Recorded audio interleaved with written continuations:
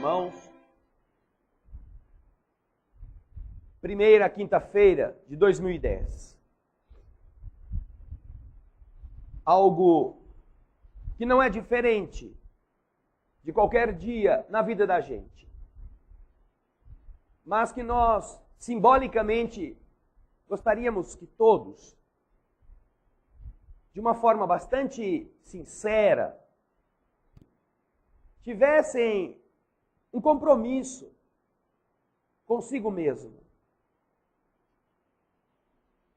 fazendo daquilo que querem de melhor, previsto para um ano inteiro, como falamos nas semanas que antecederam a mudança do ano, todo dia um pouco do que você projeta. Deseja emagrecer? Ótimo. Relembramos que se você perder 33 gramas todo dia, no final do ano terá perdido 12 quilos. Deseja um 2010 um pouco mais farto no final, na conta do banco, nas economias? Se você economizar R$5 todo dia, vai terminar 2010 com quase R$2.000 sobrando. Se você deseja parar de fumar, e 2010 é o ano da promessa, comece. O grande medo de quem quer parar de fumar é exatamente conseguir parar. Esse é o medo. Porque toda pessoa que quer fazer, mas tem este medo, nunca vai parar. Agora, se você quer fazer e quer lutar para que isso seja verdade, hoje, dia 7 de janeiro, se você já tivesse começado o que nós recomendamos na semana passada, nas palestras que fizemos, e fumasse um maço por dia, hoje já estaria fumando somente 13 cigarros. Você não tem que parar. Ninguém está falando para você parar. Meu Deus, que abominação é essa? Pelo amor de Deus, isso é um centro espírita.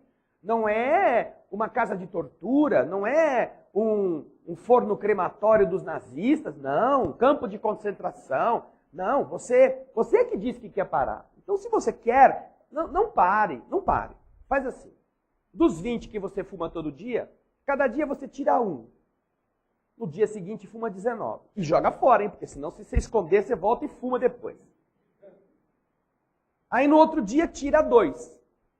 Porque aqueles outros 18 você vai queimar. Transformar em fumaça. Aí, no outro dia, você compra o maço de novo, tira 3.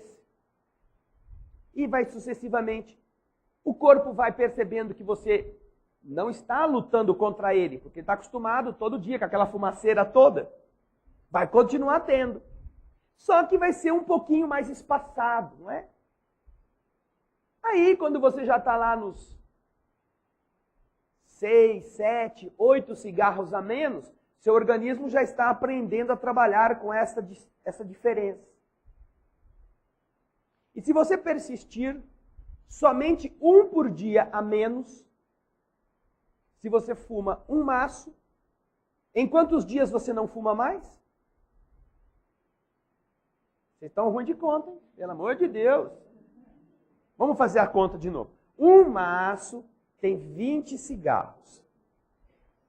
Cada dia você tira um a menos.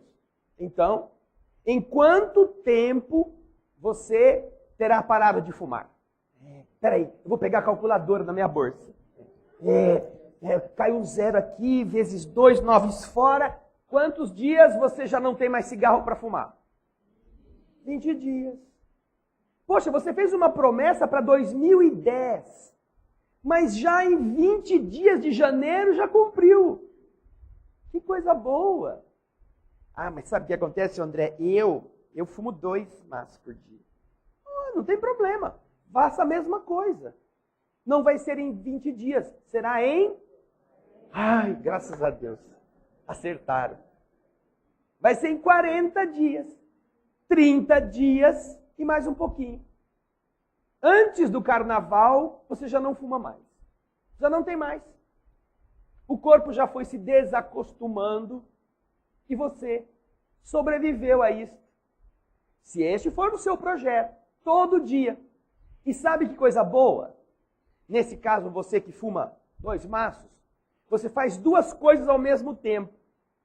Você cumpre a sua promessa de parar de fumar já no começo do ano e no fim do ano vai ter mais de R$2.000 guardado.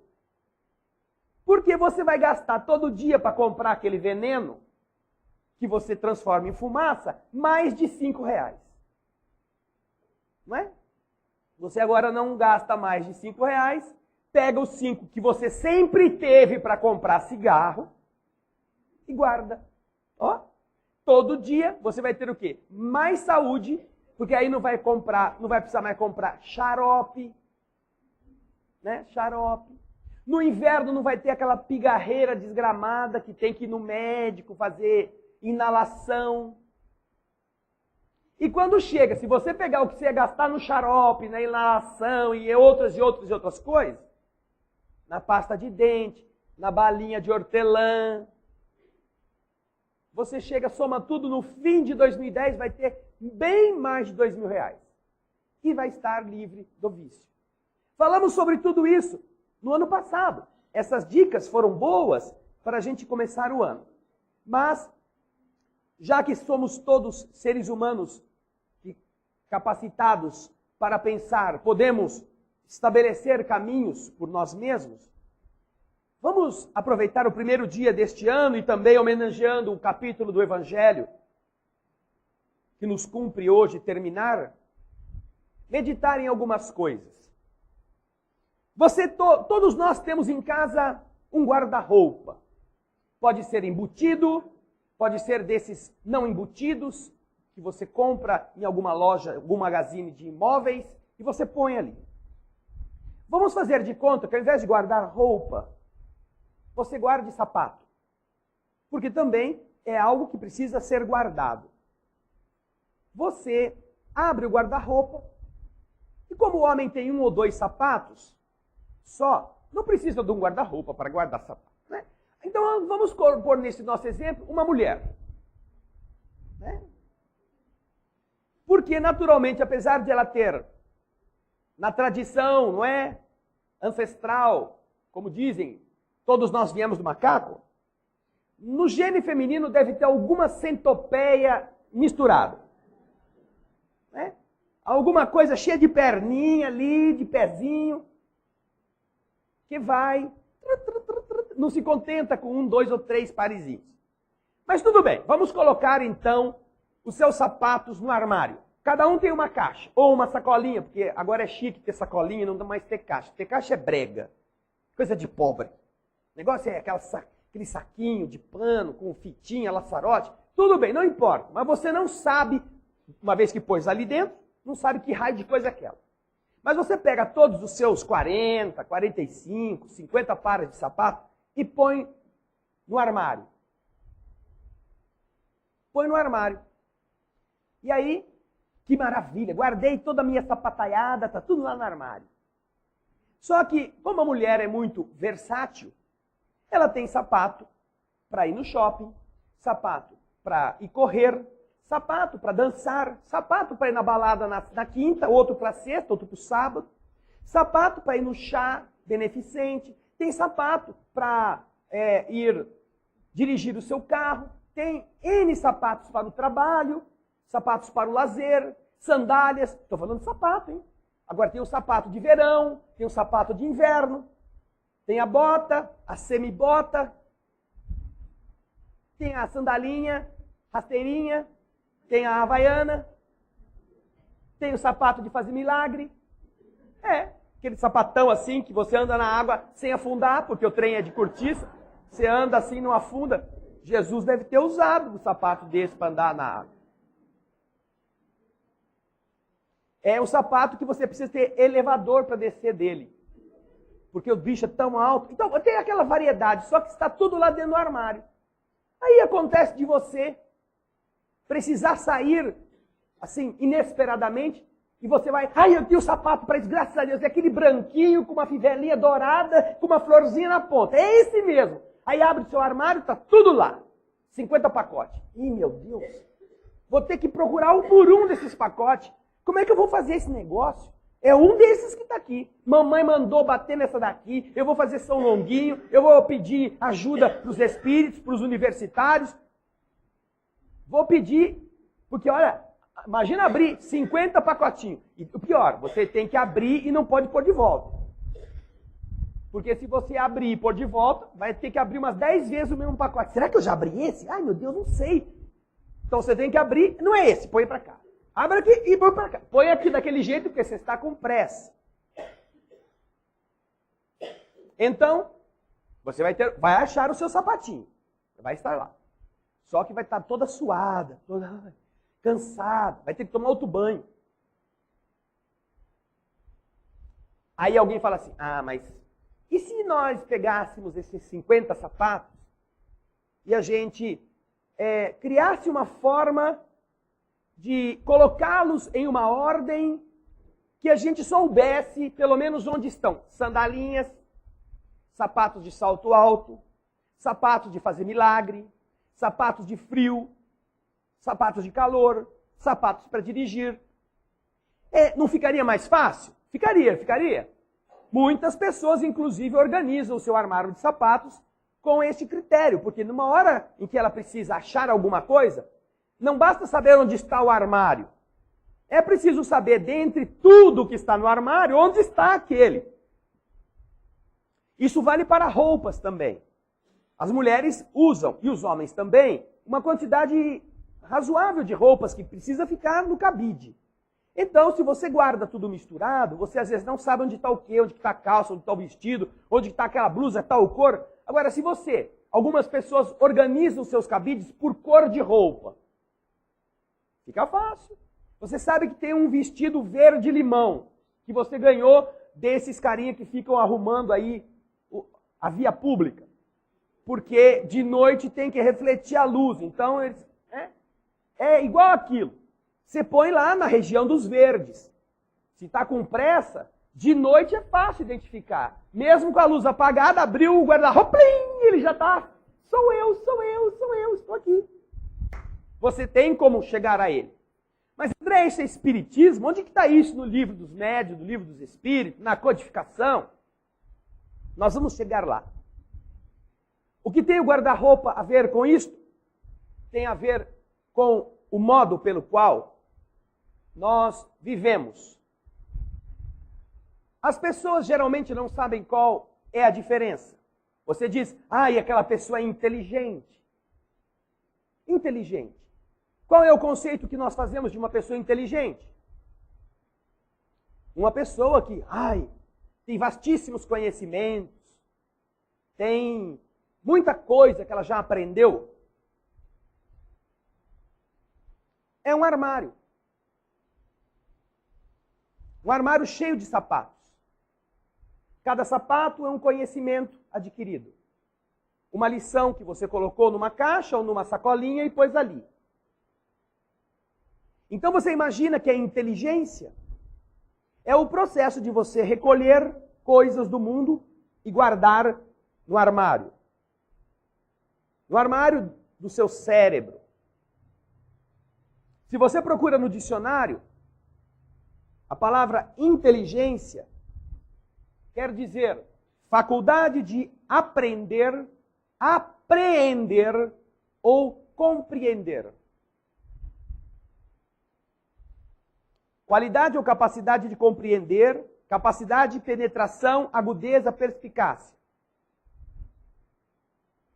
Inteligência significa, portanto, você adquirir conhecimento.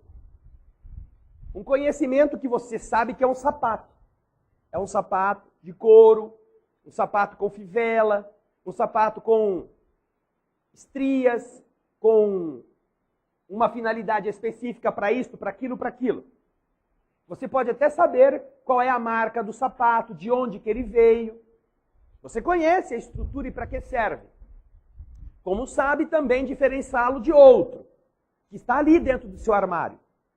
Esse aqui não, esse aqui é para o calor, aquele lá é para o frio, mas esse aqui, é uma delícia, é macio, tem uma solinha boa para a gente andar bastante, não dá impacto, absorve o impacto quando você bate o pé assim, né? Não tem aquela trepidação nos seus ossos, então você não vai ter problema de joelho, de articulação, ótimo.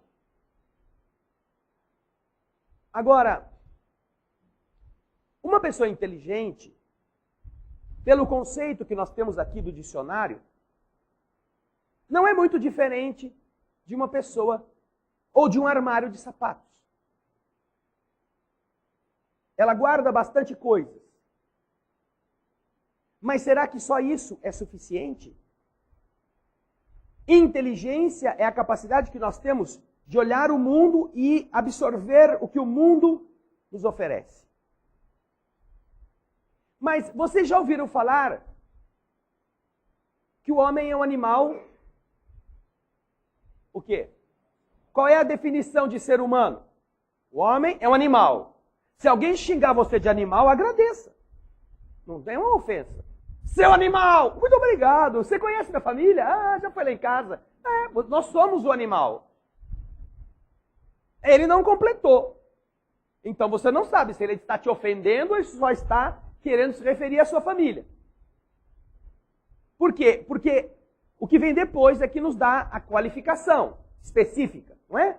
Animal. Por que não é animal inteligente? Por quê? Existe uma diferença entre inteligência, inteligente e racional? Existe. Você não fala para uma pessoa que é uma sumidade que ela é uma pessoa racional. Olha essa pessoa racional, que coisa linda, como eu invejo uma pessoa racional. Você fala, nossa, que pessoa inteligente. Um dia eu quero ser inteligente desse jeito. Agora, o que acontece com uma pessoa inteligente que não é racional? O quê? Primeiro dia do ano.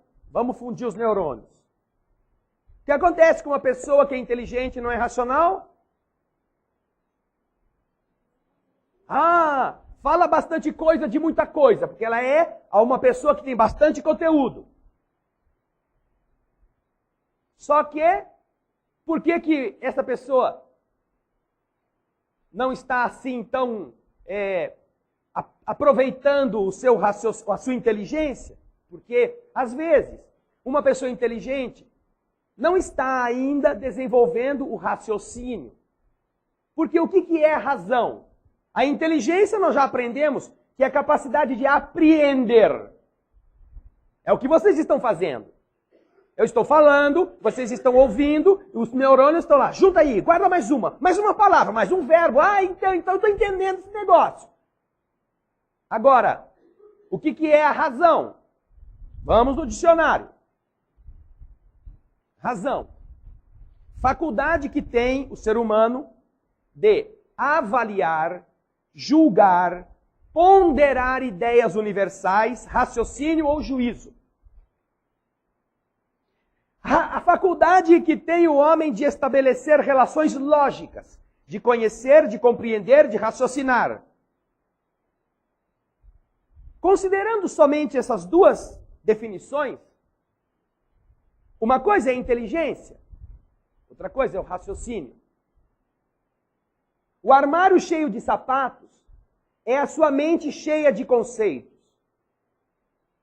Mas um armário organizado, com sapatos de tais cores, com sapatos de tais períodos do ano, com sapatos para tais funções, entre eles também relacionando-se com as cores. Se é sapato para passeio, está de um lado do guarda-roupa. Se é sapato para trabalho, está do outro. Aí estão os amarelos, os verdes, os azuis, os vermelhos, os pretos. Se tem salto, está para cima. Se não tem salto, está para baixo. O que você está fazendo dentro do seu armário? Está relacionando os conceitos que a inteligência foi buscar lá fora. O homem racional, e esta é a característica da raça humana, ele precisa aprender e precisa relacionar pelo pensamento o que é uma ideia comparada com a outra. Por quê? Porque é preciso que os conceitos que a gente guarda tenham um sentido. Estabelecer um sentido lógico para eles. Estabelecer que eles têm uma conexão. Fazem algo quando estão sozinhos, que é diferente do algo que fazem quando estão juntos.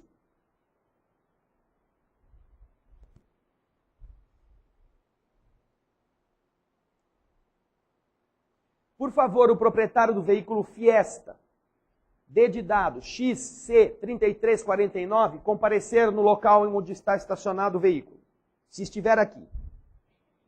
DXC3349, Fiesta.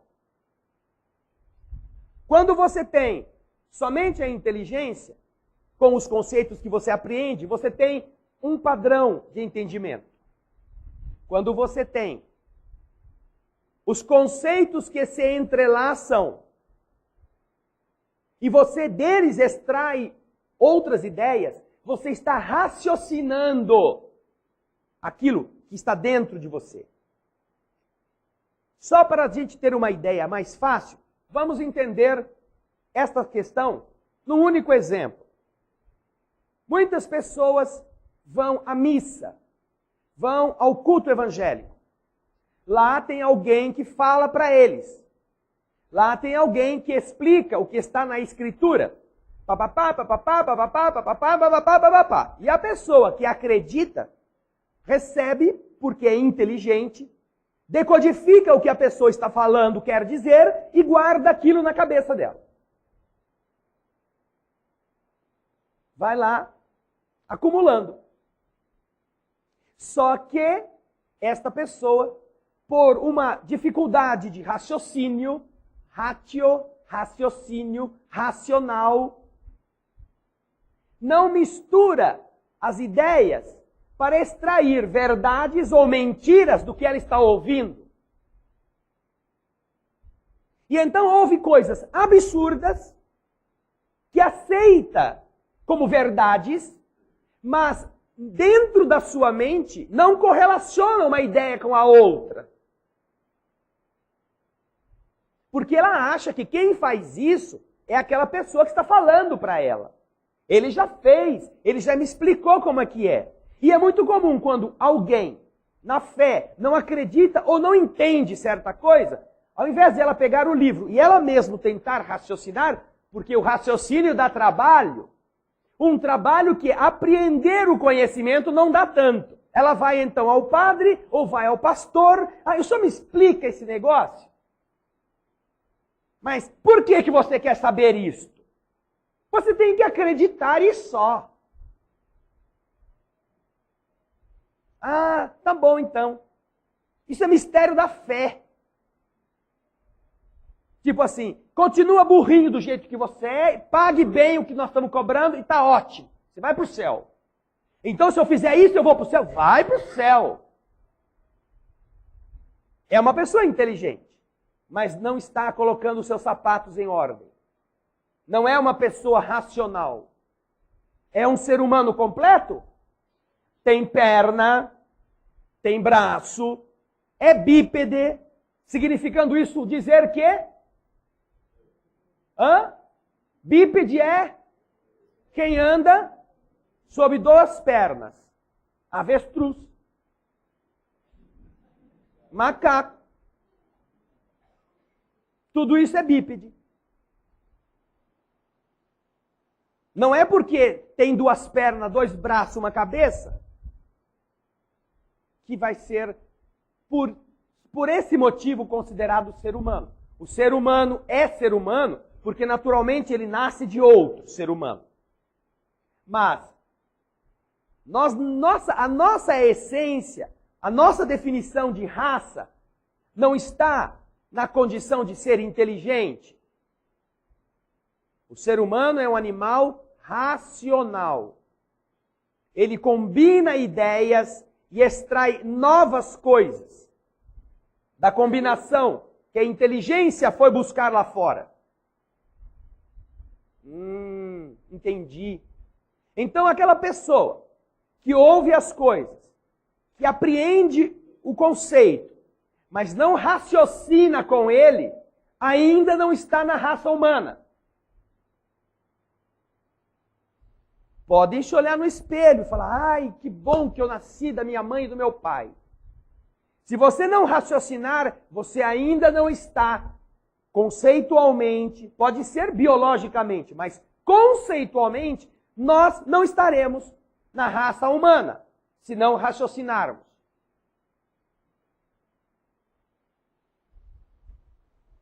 Nós sabemos avaliar certas coisas. Quando trabalhamos, quando vamos ganhar o nosso dinheiro, nós sabemos se aquele passo que vamos dar vai nos traduzir em um bom resultado. Mesmo que ainda não tenha acontecido, o que nós estamos fazendo? Olha, eu ouvi dizer que vai vir uma chuvarada por aí. Liguei na televisão. Nossa, tá um solão de rachamamona, mas disseram que vai vir chuva. Então, informação da chuva, que você acha que só você tem. Então, o que eu vou fazer? Eu tenho um monte de guarda-chuva que eu sei que é onde vende baratinho, porque nesse calorão ninguém vai querer guarda-chuva. Vou lá comprar pelo menos uns 50. Você sabe onde tem guarda-chuva. Sabe que num dia chuvoso, numa época chuvosa, muita gente vai querer guarda-chuva. E quando todo mundo procura guarda-chuva, o preço do guarda-chuva, sobe.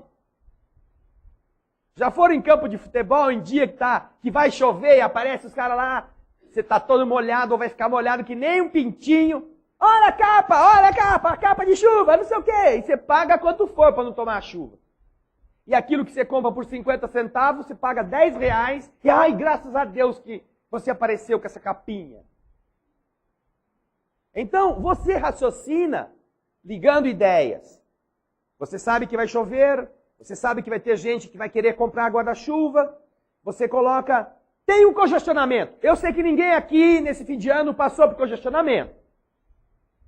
Mas quem ficou lá uns 2 dias parado na estrada, antes ou depois do pedágio, porque ia para a praia espairecer, já imaginou o que estava esperando pelo cara na praia. Além dos bandidos que estavam lá, né?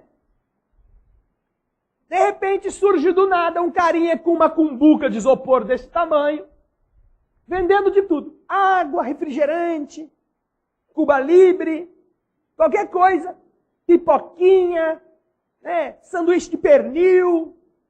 Na estrada, mas o que esse cara está fazendo aqui na estrada? Vai ser atropelado? Não. O cara sabe que ali só dá congestionamento.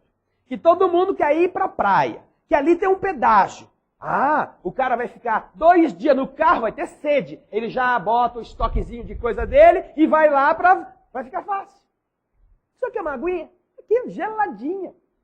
Ai, eu estou morrendo de sede. Não quero nem saber quanto custa. Então, a aguinha que você compra por R$1 o copo, paga 9, 10 ali e não reclama. Ai, que bom, foi Deus que mandou o senhor aqui, porque eu não sabia onde é que eu ia beber água. Estava bebendo água no radiador do carro. Estava pensando em abrir a torneirinha lá para ver se eu enchi o bucho de água. Mesmo meio morno assim, não tinha problema. Aquele indivíduo fez o quê? Ligou ideias. Ele raciocinou. O ser humano tem como característica ser racional. Seja na fé, seja em qualquer atividade profissional ou em qualquer atividade familiar, muitos dos problemas que nós possuímos ou são decorrentes de nós não começarmos a juntar os conceitos e extrair deles algo que faça sentido. Porque o racional descobre o bom senso, descobre como agir em determinada situação. O indivíduo que raciocina Ele sabe que aquela pessoa que está nervosa pode estar tendo um problema, porque naturalmente ela não é assim. Ele conhece a pessoa, ele é inteligente, ele já viu como a pessoa funciona, ele já teve contato com ela várias vezes, sabe que é uma pessoa que mantém um padrão razoável, equilibrado. De repente aquela pessoa começa a sair fumaça pelas orelhas, começa a subir pelas paredes e por um nada começa a agredir todo mundo. Se aquela pessoa que está vendo isso é só inteligente, ela vai falar, seu idiota, é você, vou pegar essa cadeira e quebrar na sua cabeça. Onde já se viu uma coisa dessa? O inteligente vê a agressão e naturalmente se deixa levar por ela. Mas o racional vê a agressão e fala assim, puxa vida, essa pessoa não parece aquela que eu conheço. Deve ter alguma coisa produzindo isso. Algo está fazendo ela ser assim que eu não sei o que é. Talvez ela não saiba, ela está descontrolada, mas tem um motivo. Opa, então não adianta eu quebrar a cadeira na cabeça dela. Deixa eu ficar quieto, deixa eu deixar ela ter os 5 minutos de raiva, deixa ela extravasar esse ódio todo. Quando isso acalmar, eu converso com ela e pergunto, me diz uma coisa, olha, o que aconteceu com você? Você foi sempre uma pessoa equilibrada, uma pessoa que eu sempre admirei. Eu sei que você não é assim. Esta pessoa está raciocinando. Ela está se aproximando da raça humana a que ela diz pertencer. Agora, se nós observarmos qual é a nossa atitude dentro de casa, nos conflitos que surgem na família, nos locais onde nós trabalhamos, nós não poderemos ter tanta certeza que pertencemos à raça humana ainda. Como a avestruz, como os passarinhos, como outros bichos, temos 2 pernas, 2 braços, uma cabeça. Mas estamos às vezes deixando de conectar e tentar entender o porquê das coisas. Por que que as coisas estão funcionando desse jeito, diferente do que eu estou acostumado? Deve ter alguma causa. Então eu vou entender primeiro, ao invés de revidar primeiro. Ao invés de dar também a minha porretada para depois de conversar. Deixa a pessoa quieta, deixa se acalmar, ou pelo menos, se você não tem como fazer isso, você sai de perto, vai para um outro lugar, deixa a pessoa lá, né? Botando os bofs para fora, quando acalmar você volta. E aí conversa. E aí pede uma explicação, porque a pessoa também terá descido da árvore, do animalesco, que às vezes nós nos permitimos voltar a ser, para migrarmos de novo na direção do animal aparentemente racional, mas talvez somente inteligente, por enquanto. André, mas o que tem isso a ver com o Espiritismo? Isso tem muito a ver com o Espiritismo.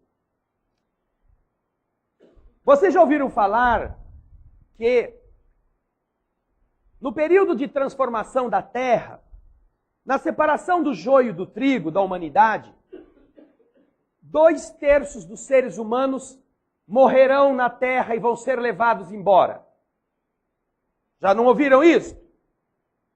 No Apocalipse está escrito lá que 2/3 da humanidade não permanecerá aqui na Terra, ou não estarão aqui. Vai sobrar 1/3. Agora, olha que coisa interessante. No livro Voltei, este livro que Francisco Cândido Xavier recebeu do espírito Irmão Jacó, Irmão Jacó relata o que aconteceu com ele depois que desencarnou. Cada livro, queridas irmãs, queridos irmãos, queridos companheiros da internet, cada livro é um conjunto de conceitos.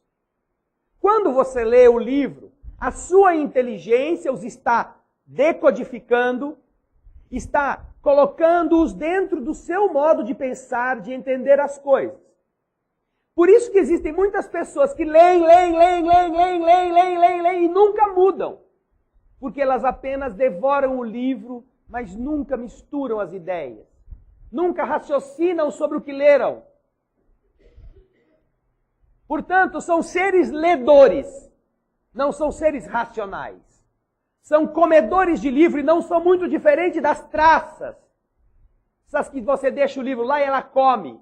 Come todo, faz aqueles furos no papel. Bem no R tem um furo e todas as folhas estão tudo furadas. Não, é que é bom. Pelo menos assim as traças têm asa. Sai voando. Eu também como o livro e um dia vou ter uma asa. Não sei o que fazer com ela, mas vou ter. Pelo menos para descer a avenida lá no dia do carnaval, eu vou estar já com a minha asa. No livro Voltei, que é um conjunto de ideias para a nossa inteligência compreender conceitos, nós encontramos a seguinte informação. Vivendo, este livro foi escrito em 1949, pouco depois da Segunda Guerra Mundial. Naquela época, a população da Terra estava ao redor de 2 bilhões de pessoas. Talvez não tivesse chegado ainda a este número. Então, tratando de um assunto próprio que ele estava conversando com um instrutor espiritual, irmão Jacó escuta do instrutor espiritual a seguinte informação.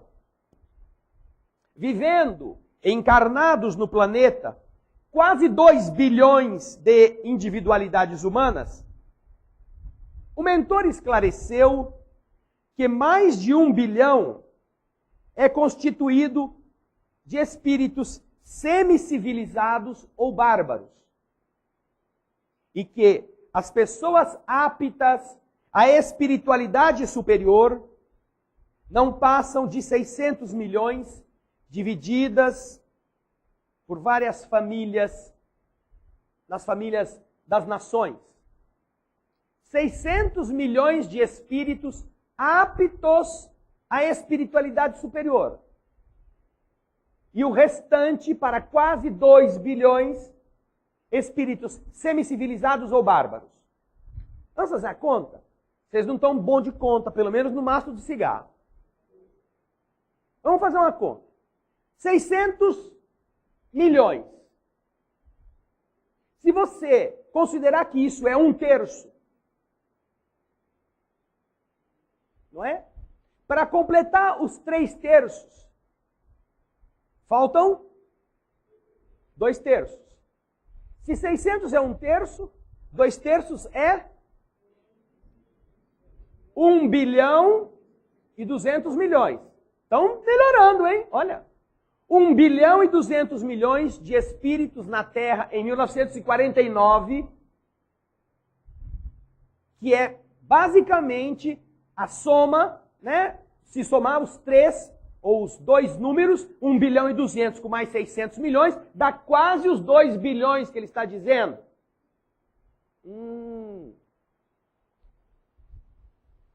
1/3, 600 milhões, de espíritos aptos à espiritualidade superior. Os outros 2/3, espíritos semicivilizados ou bárbaros. 2/3. Vamos voltar na Bíblia. Agora é o raciocínio. Esta é a informação.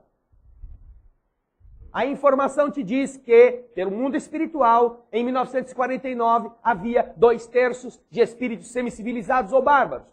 Vamos no Apocalipse. No período final da humanidade, deverá ser retirado da terra 2/3 de espíritos. Aí é a beleza do ser humano como animal racional. Aí ele usa o raciocínio para unir as ideias. Puxa vida, mas olha que coincidência. Identificou uma coincidência. Vamos para outro. Capítulo 17. Isto que eu falei aqui está no capítulo 9. Agora vamos para o capítulo 17 do mesmo livro. Ali existe um subtítulo, porque o irmão Jacó, coitadinho, ele tinha tido um curto-circuito espiritual e não tinha luz nenhuma do lado de lá. Não, era um candeeiro sem vela, era uma lamparina sem óleo, coitado. Não tinha jeito. lanterna sem bateria, do jeito que você quiser, era o pobre. E os amigos dele, tudo já luminosinhos, né? E ele, ai, a gente não suporta isso, né? Que os outros sejam mais do que nós. No que já redunda a primeira escuridão nossa. Compararmos-nos e invejarmos o que os outros são, sem querermos entender por que nós não tivemos luz própria. Então ele é aconselhado a ir fazer um estágio numa escola que eles têm no plano espiritual, lá no lugar onde ele estava, que se chama Escola da Iluminação. Um curso. Neste curso, existe uma cartilha que o estudante deve ler, meditar. Ler é uma coisa, meditar é outra. Ler é usar a inteligência para extrair o conteúdo. Meditar é conectar com o raciocínio as ideias com aquelas que você já possuía. Então, nesta cartilha, há inúmeros ensinamentos. O segundo deles, veja só o que está escrito aqui.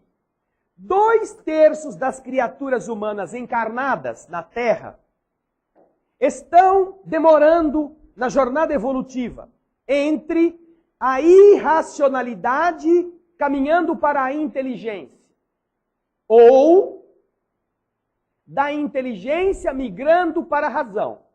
2/3 estão entre os irracionais e os que começam a desenvolver a inteligência, ou entre os que estão migrando da inteligência para chegar ao raciocínio. A outra terça parte restante acha-se no caminho que vai da razão para a humanidade. Fora da Terra, fora do corpo físico, mas também ligados ao plano físico, evoluem bilhões de seres pensantes nas mesmas condições. Bilhões de espíritos estão ao redor da Terra na mesma proporção. 2/3 entre irracionais em direção à inteligência, ou da inteligência indo para a razão. 2/3. E o outro terço, este sim, está saindo do raciocínio e indo para a condição de humanidade. E se você procurar num dicionário razoável, a humanidade, a palavra humanidade, você vai encontrar uma definição. Natureza humana, gênero humano. Mas vai encontrar também benevolência, clemência, compaixão. Humanidade. Dizem os espíritos que no período em que estamos vivendo, em que a seleção está se acelerando, 2/3 da humanidade vão ser levados embora da Terra. Isto está na Bíblia, no livro santo. Dizem os espíritos amigos, que na humanidade que hoje existe, que não é mais de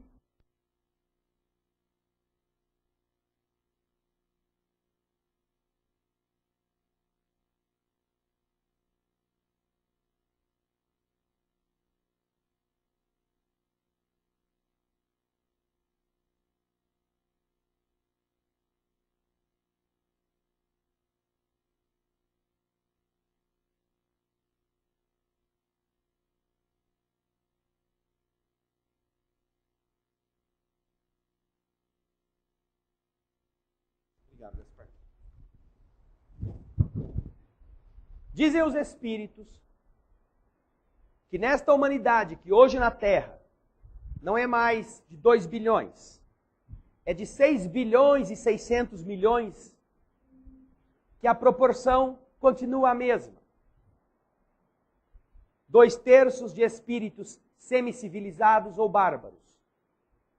E somente 1/3 de espíritos a caminho da espiritualidade superior. Inteligência, raciocínio, ainda não nos garantem condições de salvação.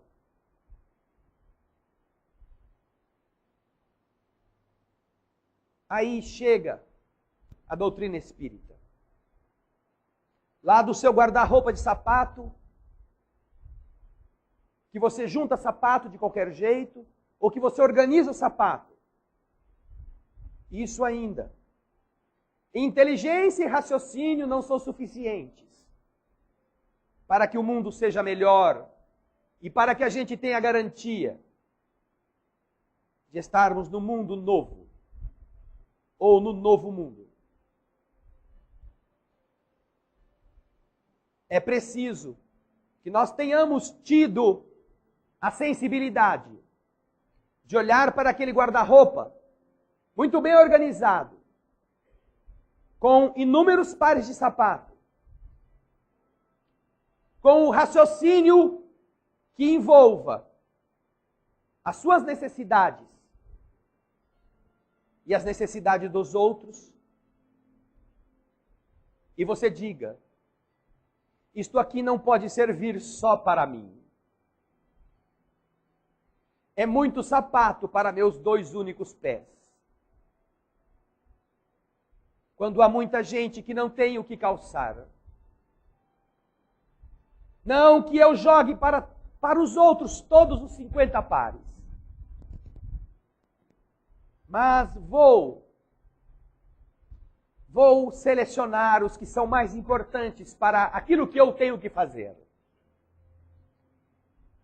E já não será por causa da minha vaidade que eu vou deixar um calçado na estante e um semelhante descalço,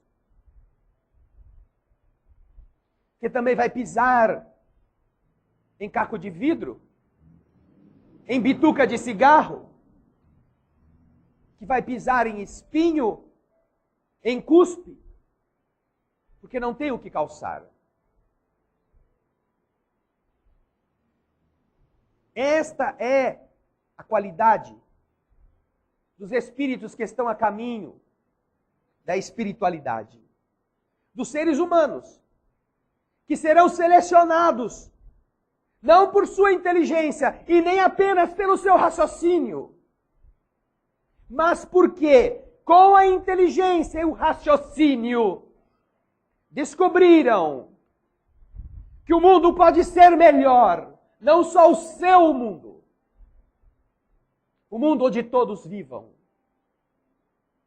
E você então comece a tirar do armário todos aqueles sapatos muito bem guardadinhos, todos aqueles livros muito bem empilhados, mas que você já não lê nunca mais. E aquilo começa a ter sentido. Aquela existência começa a valer na vida dos outros. Este ser que sai dele mesmo, que é inteligente, com uma inteligência que permite que ele tenha uma crença, que ele acredite em Deus, que Deus seja Pai de todo mundo, que ele use o raciocínio para olhar para os outros e dizer: este também é meu irmão, ele também tem 2 pernas, 2 braços, uma cabeça, ele também tem fome, ele também tem frio, essa também é minha irmã, ela também chora, quando corta sai sangue igualzinho o que eu tenho nas minhas veias, este também tem fome, bate na porta da minha casa. Você está conectando as coisas. Mas Jesus, que eu também acredito, puxa, ele pediu que eu o amasse, amando o menor dos meus amigos, o menor dos meus irmãos. Aí está a conexão do raciocínio. Mas aí começam, ou esta é uma parte do problema. Primeira parte é da pessoa inteligente, que aceita uma crença e acredita em quem está falando. Vai na igreja e acha que sentar, levantar, ou enfiar a mão no bolso e dar o dinheiro é a parte que lhe cabe. Usa a inteligência, mas não faz ligação nenhuma com outras coisas. Mas aí temos o outro, que usa a inteligência e que começa a fazer conexões umas com as outras. Mas chega ao problema.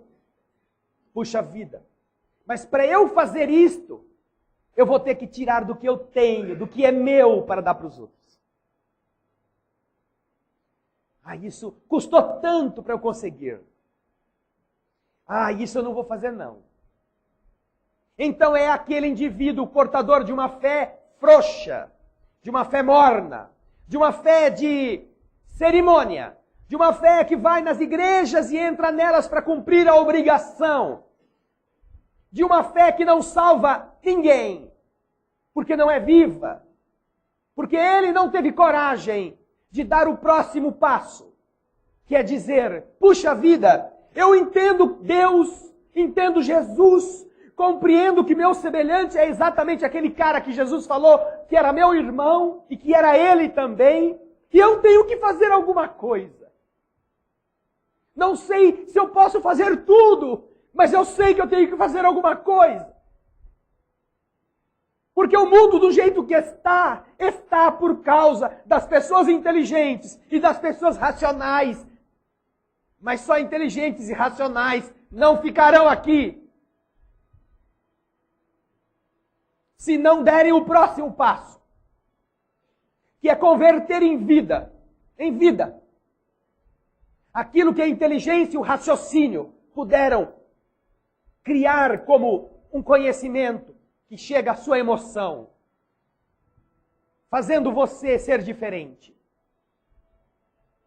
dando sentido ao raciocínio e fazendo você migrar da inteligência e da razão para a humanidade.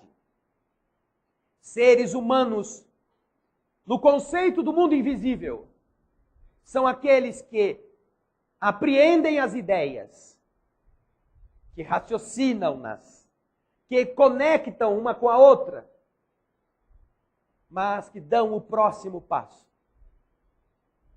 É por esse motivo que a Escritura é muito clara, que os dois primeiros tipos, a terra já não precisa mais deles. Porque a terra de hoje é o efeito nocivo de criaturas inteligentes, de criaturas que raciocinam, mas que não dão o próximo passo. Todos os países que fazem a guerra, todos os países que estão vendo as coisas acontecerem na fome, na miséria, se dizem cristãos. São países onde a religião parece ser alguma coisa que faça alguma diferença. Mas que, infelizmente, seja como grupo civilizatório, seja como indivíduo, os que habitam estes povos, entre os quais nós nos inserimos, ainda se prendem à sola do sapato, à beleza da estampa, do tecido que vestem, a quantidade de bens que estão acumulando,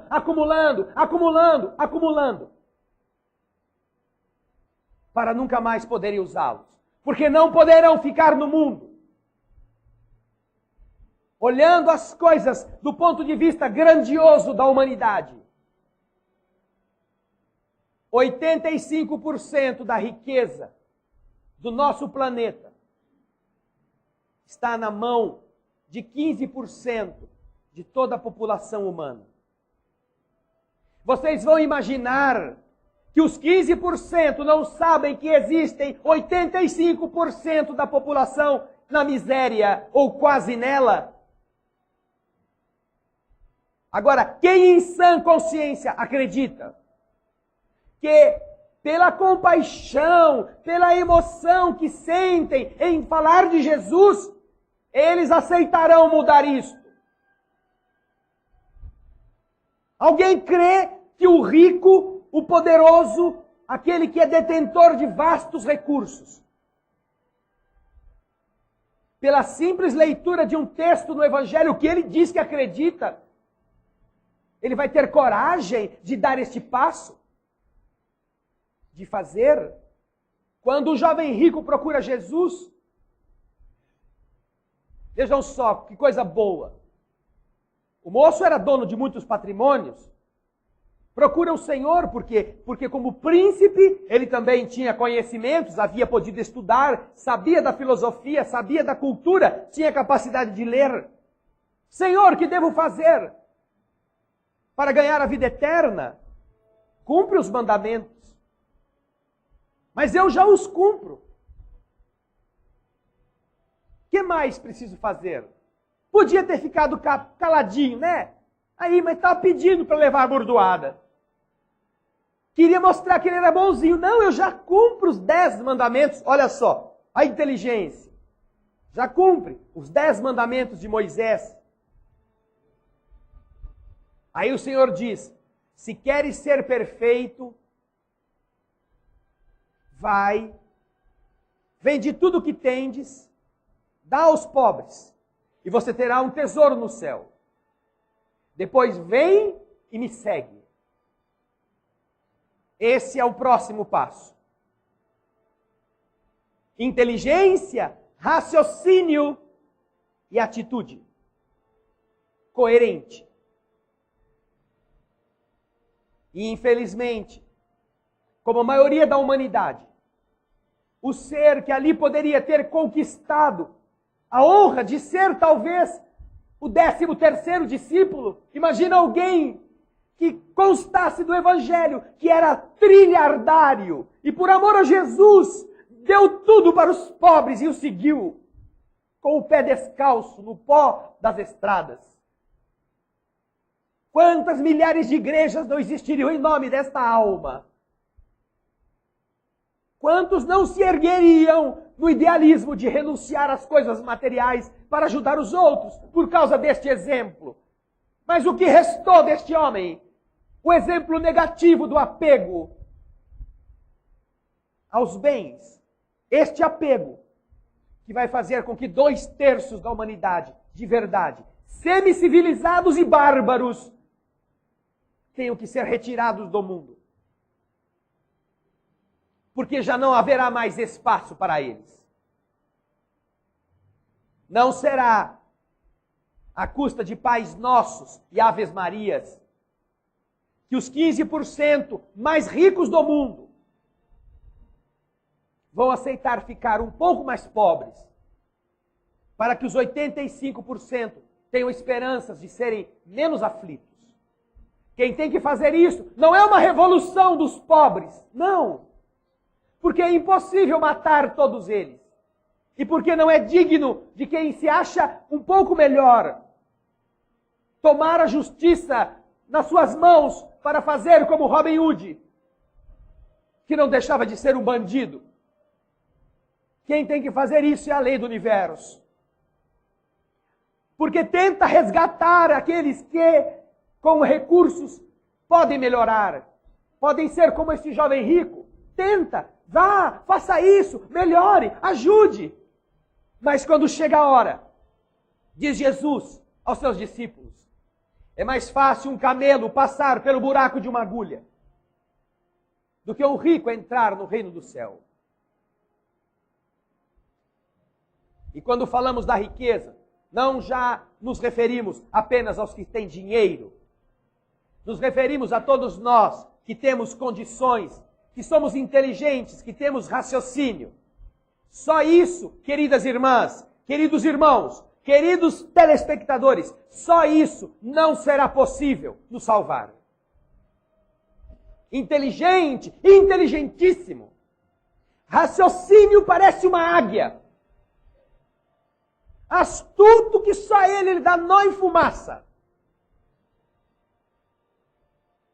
Um mundo pior precisa muito de gente assim. A terra já está esgotada de oportunistas, de ambiciosos, de mesquinhos, de religiosos corruptos, de homens e mulheres que não honram a condição animal, mesmo que andassem de 4. Porque os animais possuem talvez uma ética ainda mais elevada do que certos homens.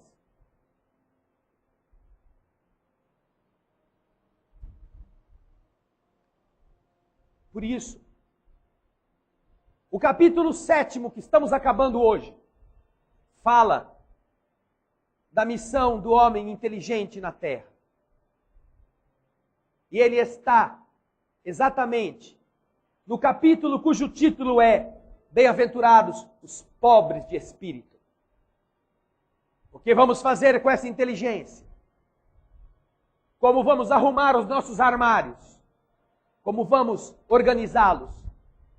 Mas, sobretudo, como e quando vamos esvaziá-los? O Evangelho nos alerta para estas coisas. A importância, entretanto, desta reflexão é a de lembrar a todos os irmãos e irmãs, para que não percam tempo, porque já não há mais tempo para perder. Os que tiverem ouvidos de ouvir e olhos de ver, olhem à sua volta. Vejam se a cada dia não tornam-se piores as condições gerais da terra. Você vai querer resolver se mexer quando a montanha cair em cima da sua casa? Quando o chão abrir-se debaixo dos seus pés? Só aí então? Aí será tarde demais. Porque aí o que você está fazendo é a conexão da inteligência com o raciocínio. Mas você ainda não deu o próximo passo, nem vai ter tempo mais para fazê-lo. Não treinou isto antes. Este momento da Terra é de treinarmos esta viagem do homem racional para o ser humano. Única garantia real de que poderemos ficar no mundo melhor. Está na Bíblia, no Apocalipse de João, que no final dos tempos, 2/3 da humanidade irão embora,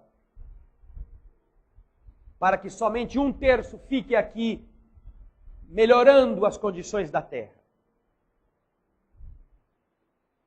Agora que vocês têm as informações, e que o cérebro de vocês está apto a raciocinar, façam estas conexões.